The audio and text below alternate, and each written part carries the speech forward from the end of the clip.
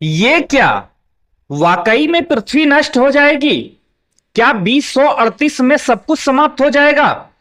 आज से ठीक 14 साल बाद क्या धरती अस्तित्व विहीन हो जाएगी?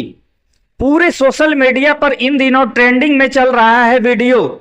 ये जाने माने यूट्यूबर, इंडिया के फेमस टॉप 10 यूट्यूबर में से ध्रुव राठी ये वीडियो में क्या डाल रखे हैं?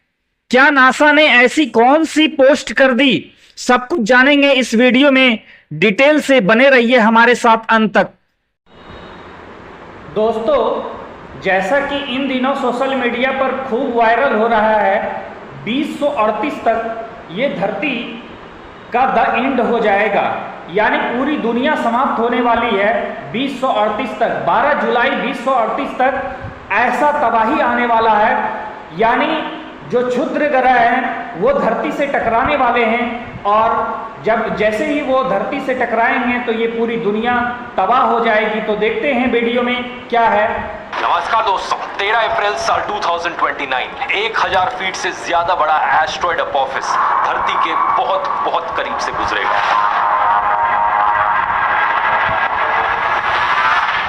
अगर ये धरती से टकरा जाता है तो ऐसी तबाही देखने को मिलेगी जैसी इंसानों के इतिहास में कभी ना देखी गई हो। हिरोशिमा पर गिराए गए बम से 1 मिलियन गुना ज्यादा एनर्जी रिलीज होगी। 100 मीटर ऊंची वेव्स उठेंगी सुनामी की, और पूरे के पूरे शहरों का सफाया हो जाएगा। लेकिन इतना ही नहीं, 12 जुलाई साल 2038 को एक और एस्ट्रॉयड धरती से टकरा सकता है, और इस पोस्ट को देखिए, इसके टकराने का 72% चांस है। नासा ने ऑलरेडी अलर्ट इशू कर दिया है और अपनी प्लैनेटरी डिफेंस एक्सरसाइज शुरू कर दी है। आगे इस पोस्ट को देखिए, सिर्फ कुछ ही हफ्ते पुरानी है। नासा के चीफ के बाद अब इसरो के चीफ ने वार्निंग दी है, हम सब एक्सटिंक्ट हो सकते हैं। अरे बाप रे, एक अर्थ डिस्ट्रॉइंग एस्ट्रॉयड बड़ी तेजी से धरती के करीब बढ़ रहा है, इसरो चीफ का कहना है। तो जैसा कि आप देख पा रहे हैं, नासा के द्वारा पोस्ट किया गया है 12 जुलाई 2038 तक एक ऐसा दुर्घटना घटने वाला है। इसमें जो हमारे क्षुद्र ग्रह हैं जो कि ऑर्बिट के पथ पर चलते रहते हैं, वो ऑर्बिट के पथ को छोड़ करके धरती के करीब आने वाले हैं, और संभावना है कि 12 जुलाई 2038 तक जो है धरती से वो टकराएंगी। तो एक बहुत बड़ी दुर्घटना होने वाली है। तो क्या वाकई में सच में ऐसा होगा? देखते हैं आगे इस वीडियो को। कहना है कि मार्स पर माइग्रेट करना एक ऑप्शन है, और सारी ग्लोबल स्पेस एजेंसीज इस पर काम कर रही हैं। आखिर कितनी सच्चाई है इन खबरों में? एग्जैक्टली कौन कौन से सबसे खतरनाक एस्ट्रॉइड्स हैं धरती के लिए, और नासा का यहाँ पर क्या प्लान चल रहा है? आइए समझते हैं इन सारी चीजों को गहराई से आज के इस वीडियो में।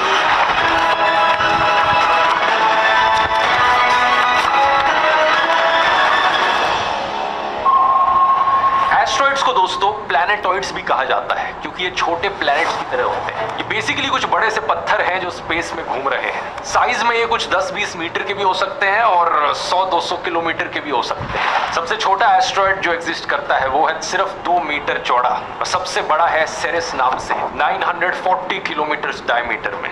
ज्यादातर एस्ट्रॉइड्स हमारे सोलर सिस्टम में मार्स और जुपिटर के बीच मौजूद एस्ट्रॉइड बेल्ट में पाए जाते हैं, जहां पर मिलियंस में एस्ट्रॉइड्स मौजूद हैं। जो इस एस्ट्रॉइड बेल्ट की ड्राइंग की जाती है हमारी टेक्स्ट बुक्स में, वो कुछ इस तरीके से करी जाती है, और इसे देखकर आपको लगता होगा कि एस्ट्रॉइड्स एक दूसरे के बगल में इतने सारे घूम रहे हैं। लेकिन असलियत में जो एवरेज डिस्टेंस है किन्हीं भी दो एस्ट्रॉइड्स के बीच में, वो 1 मिलियन किलोमीटर से भी ज्यादा है। अब होता क्या है, कई बार ये एस्ट्रॉइड्स इस बेल्ट से दूर निकल जाते हैं और धरती के करीब आ जाते हैं। तो देखने के लिए टेलीस्कोप्स की, जैसा कि आप लोग देख पा रहे हैं, इसमें बताया गया है कि जैसा ही कोई भी कॉमेट्स या फिर एस्ट्रॉइड जो है धरती के पास से आसपास से गुजरती है तो उसे जो है देखा जा सकता है। जैसा कि इस वीडियो में आगे चल के हम दिखाने वाले हैं। वीडियो में दावा किया जा रहा है कि आज से ठीक 5 साल बाद धरती के मात्र 30,000 किलोमीटर की दूरी से जो हमारे क्षुद्र ग्रह हैं वो क्रॉस करने वाले हैं, और जिसे देखने के लिए कोई टेलीस्कोप की जरूरत नहीं होगी, बल्कि उसे खुले आंखों से भी देख सकते हैं हम लोग। तो क्या है इसमें सच्चाई, देखते हैं आगे वीडियो में। 2029 की जो डेट थी, जिसकी बात मैंने वीडियो के शुरू में करी थी, वो वाली डेट हाइपोथेटिकल नहीं। 1000 फीट से ज्यादा बड़ा एपोफिस एस्ट्रॉइड सही में एग्जिस्ट करता है, और ये एस्ट्रॉइड 13 अप्रैल 2029 को धरती के बहुत बहुत करीब से गुजरेगा, सिर्फ 30,000 किलोमीटर दूर। कई सारी जियो स्टेशनरी सैटेलाइट से भी कम डिस्टेंस है। नासा ने एक ये वीडियो रिलीज किया था जिसमें एग्जैक्ट पाथ दिखा रखा है इस एपोफिस एस्ट्रॉइड का। आज से 5 साल बाद जिस दिन ये एस्ट्रॉइड धरती के बगल से गुजरेगा, आपको टेलीस्कोप की भी जरूरत नहीं पड़ेगी इसे देखने के लिए।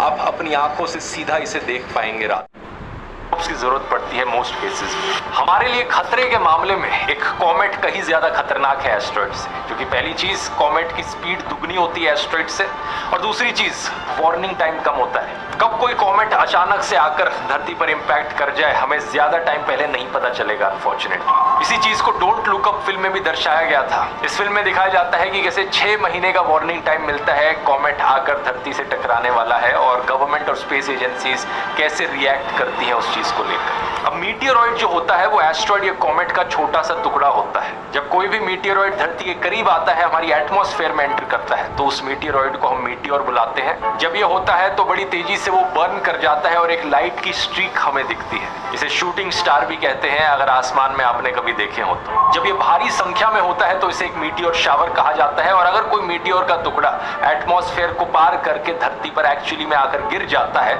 तो उसे एक मीटियोराइट कहते हैं। बस इतना सा ही फर्क है। हमारे लिए जो इंपॉर्टेंट चीज यहाँ पर है वो है NEOs, जो एस्ट्रॉइड्स और कॉमेट्स धरती के पास से गुजर रहे हैं, जिनकी वजह से हमें खतरा है कि वो धरती पर आकर क्रैश कर जाए और पूरी दुनिया खत्म हो जाए। ये खतरा वैसे जायज है क्योंकि आज से 66 मिलियन ईयर्स पहले ऐसा हो चुका है डायनासोर्स के साथ।